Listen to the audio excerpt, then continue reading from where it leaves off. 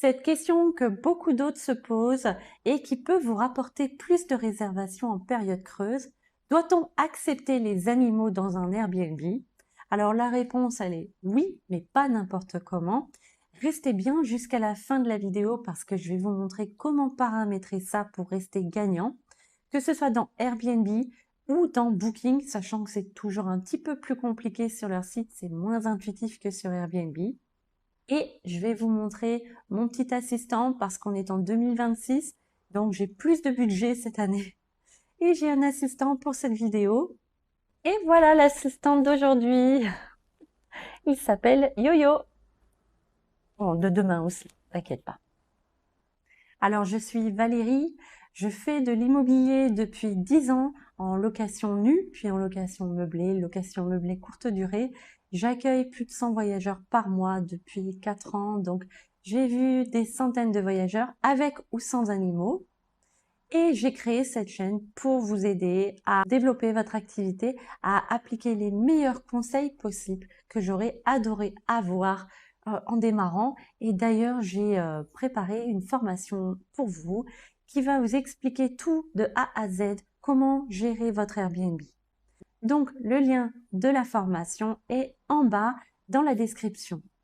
Et pour ceux qui voudraient simplement avoir un aperçu, j'ai créé un e-book qui est totalement gratuit que vous pouvez télécharger également dans la description et qui s'intitule Comment gagner 1000 € par mois avec un simple studio grâce à Airbnb. Alors en haute saison, on peut se permettre d'être sélectif, mais en basse saison, chaque réservation compte et c'est important de continuer à avoir des réservations même en basse saison pour être toujours en tête dans les premières pages de l'algorithme Airbnb et Booking. Les voyageurs avec animaux savent qu'ils ont moins d'offres disponibles, donc dès qu'ils vont trouver une annonce qui les autorise à amener avec eux leur animal, ils vont réserver plus rapidement. Donc, accepter les voyageurs avec animaux, ça peut être un levier pour augmenter vos réservations, mais à condition de respecter certaines règles. Alors, beaucoup d'autres refusent d'accueillir les animaux parce qu'ils ont peur que les animaux dégradent leur logement. Mais voilà quelques conseils qui vont vous aider à protéger votre logement. La première chose, c'est de laisser à disposition un plaid ou une housse de canapé et vous pouvez expliquer au voyageur que c'est exprès destiné à son animal, donc qu'il fasse bien attention de remettre le plaid ou la housse s'il a besoin par exemple de déplier son canapé. Une autre option, ça va être de mettre un coussin exprès pour les animaux. Donc déjà le voyageur va apprécier cette attention et puis en plus, ça va réduire la tentation pour l'animal de se mettre sur le lit ou sur le canapé. Alors bien sûr, c'est pas garanti à 100% parce que ça va dépendre de la personnalité de l'animal, mais ça peut toujours fonctionner. De la même façon, vous pouvez également laisser une gamelle. Généralement, les voyageurs vont pas s'encombrer de venir avec les gamelles. Donc, ils vont utiliser votre vaisselle. Alors, c'est toujours mieux d'avoir une gamelle dédiée pour les animaux. Et en même temps, le voyageur va apprécier l'attention parce que vous allez voir ensuite qu'on va montrer comment paramétrer un tarif supplémentaire pour les animaux. Ça justifie un petit peu le tarif supplémentaire demandé. Et dernier conseil, vous pouvez laisser à disposition dans votre logement un aspirateur et en plus un aspirateur avec un filtre EPA. Donc ce filtre-là, il aspire en fait les microparticules, donc tous les poils, les acariens, et ça va permettre que si vous accueillez ensuite un voyageur qui peut être allergique, par exemple aux poils de chien, ça va être beaucoup plus efficace avec cet aspirateur-là. Et ce que vous pouvez faire également, c'est qu'une fois que le ménage a été fait, donc un ménage plus approfondi, en faisant très attention qu'il ne reste plus de poils, vous pouvez mettre un destructeur d'odeur. Il en existe spéciaux pour les animaux, comme il en existe spéciaux pour le tabac. C'est efficace et ça permet aussi aux voyageurs suivants de ne pas être dérangés par une odeur éventuelle qui pourrait rester. Comment vous allez faire en pratique? En pratique, vous allez voir auprès de la personne qui fait le ménage pour vous, bien sûr, si ce n'est pas vous qui le faites, si cette personne accepte de faire le ménage après un animal et si cette personne demande un supplément. Donc, ce supplément, vous allez le facturer au voyageur. Alors vous pouvez augmenter un petit peu pour couvrir pour vous l'achat et le renouvellement par exemple de plaids ou de consommables, d'eau supplémentaire pour faire des machines supplémentaires et enlever vraiment tous les poils ou de destructeurs d'odeurs, de gamelles, etc. Donc vous pouvez augmenter un petit peu. Alors on va passer derrière mon écran, je vais vous montrer comment paramétrer le tarif pour animaux, que ce soit sur Airbnb ou sur Booking. Mais avant ça, abonnez-vous pour ne rien louper, pour avoir les meilleures astuces pour augmenter la rentabilité de votre Airbnb et éviter les erreurs. C'est gratuit et ça peut vous faire économiser beaucoup. Alors on est sur le site de Booking. Donc là, je suis dans la page d'accueil de mon logement. Je vais aller dans tarifs et disponibilité, créer un avantage. Voilà, alors là, il vous explique que vous pouvez proposer plusieurs avantages pour augmenter vos revenus. Donc, créer des avantages. Alors, la liste intégrale des avantages, si ça vous intéresse, voyez ce que vous pouvez rajouter. Nous, c'est simplement animaux domestiques admis.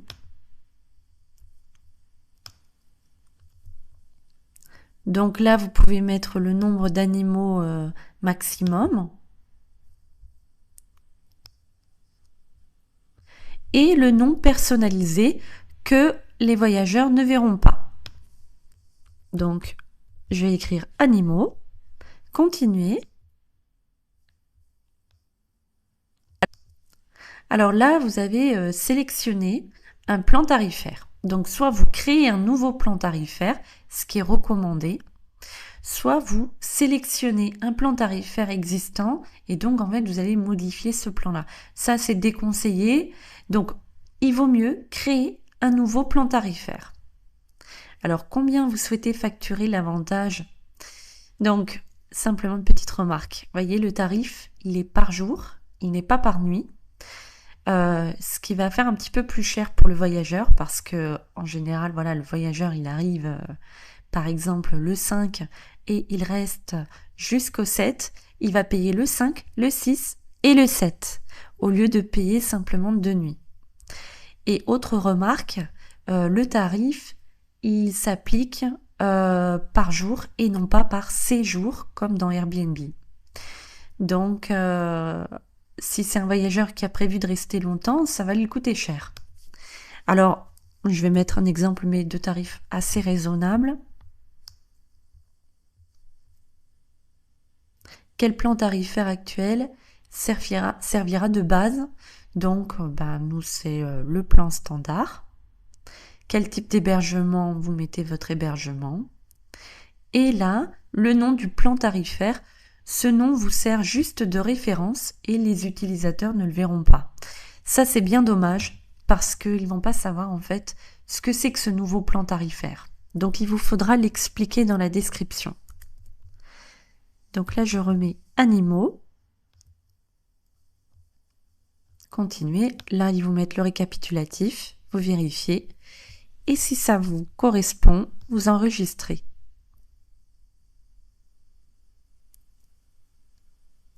Voilà, là on vous dit que c'est bon. Donc vous pouvez ouvrir le calendrier et décider de mettre ce tarif à certaines périodes de l'année. Nous, pas forcément. Donc on va aller voir maintenant notre annonce en cliquant sur le petit œil. Vous allez voir que ça met un petit peu de temps pour s'actualiser. Donc ne vous inquiétez pas. Alors, il faut sélectionner une date.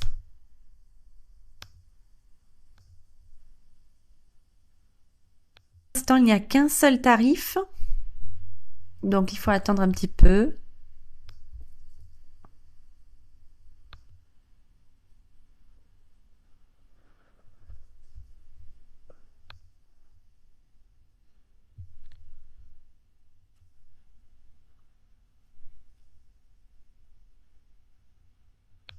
Voilà, maintenant on voit qu'il y a le deuxième tarif, on voit bien qu'il y a 2 lignes. Donc comme je vous disais, ils n'ont pas mis l'intitulé que c'est le tarif avantage animaux.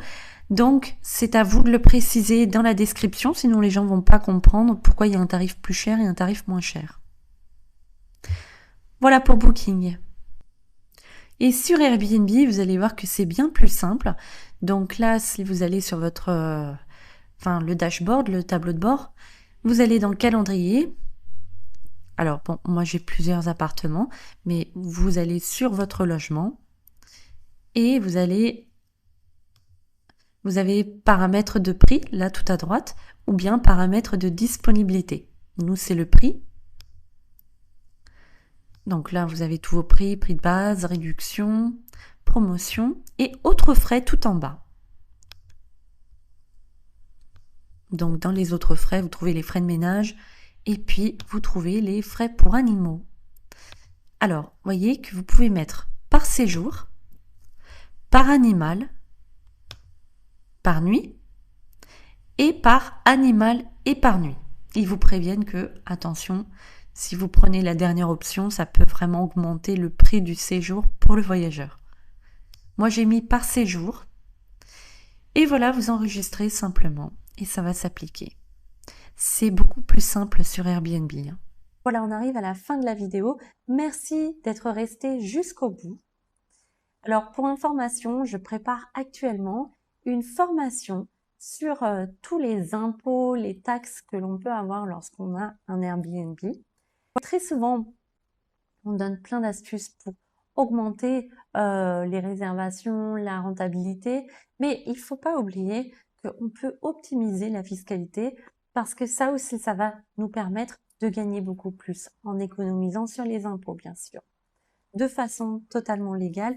Donc, je vais vous donner les meilleures astuces pour que vous compreniez tout. C'est toujours un petit peu compliqué et en même temps que vous puissiez optimiser vos impôts. Voilà, donc abonnez-vous parce que je vais vous tenir au courant de la sortie de cette formation et à très vite.